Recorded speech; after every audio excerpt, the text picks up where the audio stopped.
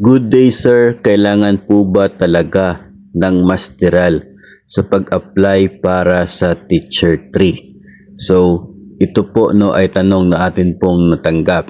And ang sagot po natin dyan ay depende no kung ano po yung ina-applyan ninyo. Pero advantage talaga kung mayroon po kayong masteral. Ganito po, kung doon po tayo yung paraan na pag-apply ng Teacher 3 sa reclassification, yun pong sarili po ninyong item ay i-reclassified into Teacher 3 position. Wala pong ibang item involved dyan. Walang bakante na Teacher 3 position na a-applyan po. So, sarili po ninyong item yon. And kinakailangan po talaga ng masteral para po makapag-apply no, through ERF, through reclassification. Pero kung ang paraan ng pag-apply ninyo ng Teacher 3 ay through natural vacancy, yun meron pong nag-retire, nag-resign o kaya ay namatay na Teacher 3, naging bakante yung item niya, tapos a-applyan po ninyo. Yun po yung natural vacancy.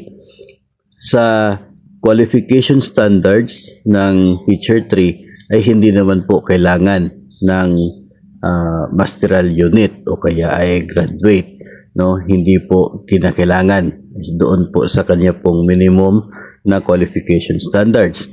Pero sa kasalukuyan po na ginagamit ng Department of Education sa pagpili no ng magiging Teacher 3, doon po sa ranking ang DepEd Order number 20 series of 2024. Doon po sa DepEd Order na yon ay advantage ang pagkakaroon ng inyo pong masteral o kaya ay maging doctoral po. Pero yung masteral ay sapat na po siya. Doon kasi ay meron pong corresponding na level na yung education base po sa kung ano po nung yung highest education na na-achieve po ninyo. Kung meron graduate kayo, may certain po siya na level doon. Tapos yung mga ilang units lamang na natapos doon po sa inyong masteral, may corresponding level din po yon. Tapos yung level ng actual education niyo less sa level ng QS minimum standards ay yung result po ay increment kung tawagin. Depende sa kung ilang increments mayroon yung education niyo, doon nakadepende yung score sa education para po sa ranking ninyo.